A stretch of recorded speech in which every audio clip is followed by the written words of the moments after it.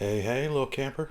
Welcome to another Collection Connection, the game that's like the X-Files. You can follow along for the overarching continuity or just dip into standalone episodes because even though we've got over 3 years of backlog you can catch up on, ultimately it's just an excuse to talk about records.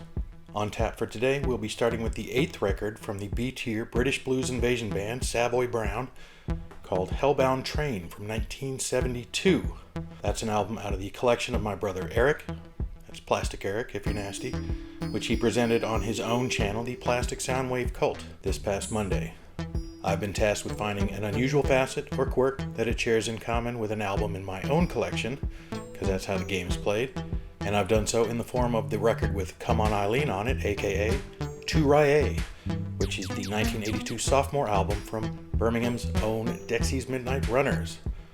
Or more precisely, if you want to be a fucking nerd about it, Kevin Rowland and Dexy's Midnight Runners. I'll give you my impression of both records, but it's your job to see if you can figure out what the connection is, which in today's case is a rather finicky connection. But if you have a guess, put it down in the comments, where the first correct answer will get a shout out in the next video. But first we need to reveal the connection between the previous pair of albums, those being Savoy Brown's Hellbound Train and Everything's Get to Heaven. Those albums happen to be 43 years apart, which made me curious as to whether that was the longest distance between albums time-wise that we've ever done. And it's close, but not quite. The Steve Harley and Cockney Rebel and Boy Genius records were 48 years apart, so that's our biggest gap in the timeline between consecutive albums in the game, but 43 years, not too bad. And the connection is, I think, fairly easy, straightforward. Hellbound Train, Get to Heaven, Heaven and Hell, just biblical places where you can spend the afterlife. So that was the connection. Nobody got it, but with that out of the way, let's get on with the rest of the show.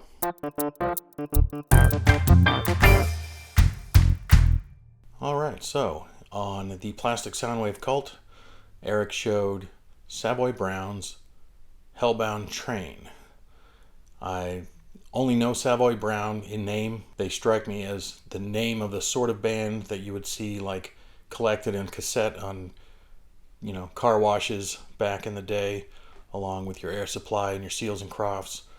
That's what it felt like to me, but I really had no idea what they were coming in. I don't know where the band name comes from. A Savoy is a cabbage. I mean, I guess you gotta name your band after something, but I don't know what the cabbage is about. So I really wasn't 100% sure what to expect. And it was pleasantly surprising. I won't say that I loved it, but it was easy to listen to. It's kind of like Led Zeppelin without the heaviness. You could feel the blues, but it was more sonically like Steelers Wheel, Jerry Rafferty. Kind of much more laid back. Even the vocals made me think of Robert Plant, if Robert Plant was giving sort of a low effort campfire kind of rendition of a song. It kind of had that tonality to it, but just kind of very laid back. The whole thing felt pretty laid back overall, and the tunes were very poppy and listenable. So even with the blues influence, they weren't crazy bluesy, and they weren't very heavy at all, really, to me. I would say far and away, though, the best track is the title track at the end, which rides along on a pretty compelling bass line. It's a long one, but definitely has a groove to it. But overall, yeah, it was a different kind of 70s sound than I was anticipating, and pleasantly surprised by that. This was the 8th of their 40 albums, which is nuts, but I think that they are probably all done because the thread that tied this band together was Kim Simmons, and he passed away a few years ago. There has been one new album released posthumously that he featured on, but with him passed, I imagine that the band is finally put to bed, even though they started back in the 60s. So even though this was their 8th album in just 6 years, this was a band that quickly turned into one of those sort of ever-evolving bands where Kim Simmons, the guitarist, was really the only continuous member. Even by the time of Hellbound Train, they were on their 4th or maybe even 5th lead singer.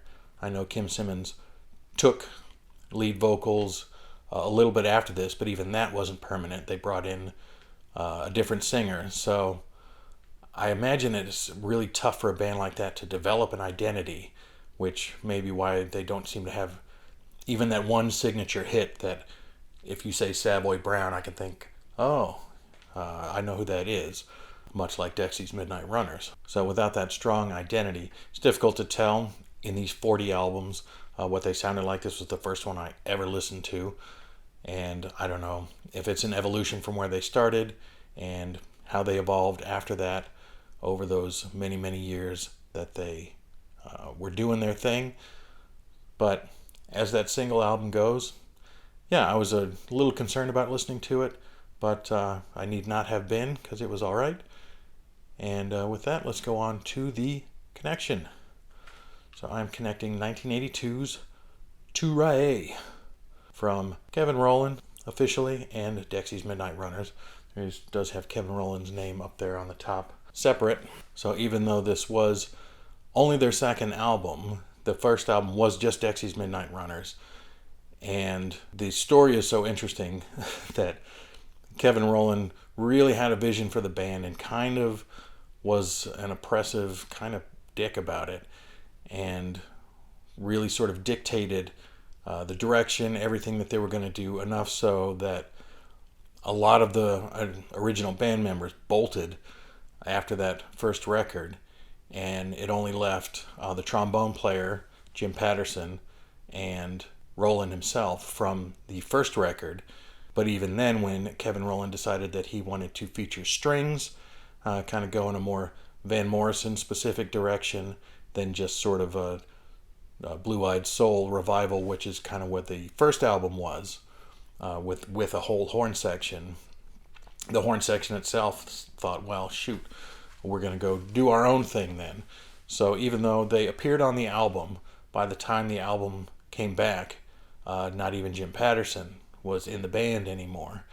They formed the TKO Horns and continued to appear on Dexy's Midnight Runner albums, but not as band members really, more as session musicians. So you'll notice, like in the video for Come On Eileen, that the horns aren't there because they had left by the time the actual album came out. Now, Americans will know Come On Eileen was a super smash mega hit, and although they think of them as one-hit wonders, they had upwards of a dozen or more top 20 singles in the UK, in their home country, including a second number one, an earlier number one with Gino from their first record, a song called Gino. And it's funny that Come On Eileen has sort of become a quintessential 80s song because it is so out of step with the 80s trends. They very consciously avoided keyboards and had very throwbacky sounds with the strings, fiddles and accordions and banjo and things that did not fit into the 80s aesthetic at all. Made them seem like kind of a novelty band, I think, at the time, which drove Kevin Rowland nuts. But it's an undeniable song. This came out while I was living in England, and we went to some church camps over the summer. Don't ask about it. That's what they were. I'm not churchy now, but we went to some church camps over the summer. I wasn't really that churchy then either, but the camps were fun. And they would have a dance kind of at the end of the week. In one of the years, they played Come On Eileen, and it was just a surreal moment in my life that felt like everybody had gotten the choreography beforehand, and it was just like this spontaneous thing, almost like I was living in a musical where everybody knew the steps and had practiced them, and it seemed just wild to me. That's a very vivid memory to me of being in this one particular room where we held the dances, and a lot of that early 80s stuff I've talked about not holding as dear at the time, kind of making fun of some of it, making fun of the outfits certainly, and the sort of more manufactured aspects of it, and the fact that it was very poppy, where I was trying to come off as hard rockin' at the time when I was a tender 10 years old. But Come On Eileen, I loved unironically, kind of from the beginning. That was a real standout track for me something that felt of its time, even though the sound, as I already talked about, not really of its time, but felt very current, even as a throwback to me. But I loved, I had to come around to things like the jam and the beat, and lots of those seminal British acts from the early '80s. I made fun of like Adam and the Ants with their styling, and Duran Duran and things like that. But they were so of their moment that they stopped kind of being listened to fairly quickly. They fell back out of fashion. Dexy's Midnight Runners, especially, they had an album after this that tanked. People have reassessed it in recent years. I've never heard it, called Don't Something Me Down. It's not Don't Bring Me Down, I think, but it's Don't Something Me Down. People have decided latterly that it is a better record than it was received as at the time, but I've never heard it. But the poor reception then caused the band to break up thereafter, and they would get back together in different lineups sort of periodically, or maybe new lineups every time. I didn't research that deeply, but they have come back time and again. And just a couple of years ago, they remixed the album. Kevin Rowland never felt like this album sounded right. I think he liked Come On Eileen, but a lot of the songs he felt were mixed poorly. And it has been reissued in a remix called Too-Rye-Ay, As It Should Have Sounded. I haven't heard that. I'd be interested to hear it, because this album has a lot more than just Come On Eileen on it. The opening track, the Celtic Soul Brothers, I like a lot. All in all, this One Last Wild Waltz is a good one. Jackie Wilson Said is a good one on here, and it's pretty strong kind of from beginning to end. It's a good listen. 80s time period and 60s throwback to kind of Van Morrison, Brown Eyed Girl kind of days. Makes it feel a little timeless to me anyway these days, and it's worth listening to. It was one of the albums, the first album really, in the early 90s is when I picked it up. Obviously 1982, that predated CDs. It didn't come out on CD, and so the CD version that I have is from 1990, and I remember specifically, I didn't pick it up in 1990, but I picked it up in Ann Arbor, Michigan, in the Tower Records there on the campus of University of Michigan, and it is a Japanese import. I think this was the first version of this that came out on CD. It didn't receive a regular CD release until I think 1993 was the first time it was just kind of generally issued. So I kind of paid top dollar for this in like 1991, I think. But it really sent me back. I started to get a hankering, and back in those days, of course, if you didn't own it and it wasn't being played on the radio or MTV, you weren't hearing it. So I had a specific, yen to hear Come On Eileen and Celtic Soul Brothers, which was a single, and I thought, I'm going to buy this. So I've had this version forever, and it is one of the rare Japanese imports that I have, that I only ever got as a Japanese import, so the spine is in Japanese. But yeah, I think I've covered everything that I was going to say. I had a bunch of stuff on hand to talk about. Hopefully I hit most of it. But it's a good record.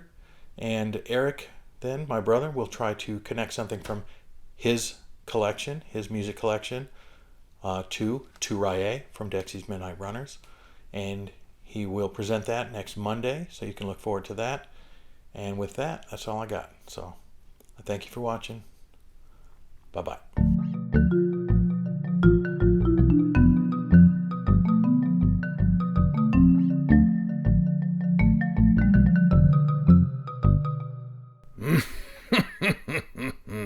Good show, Ponsonby.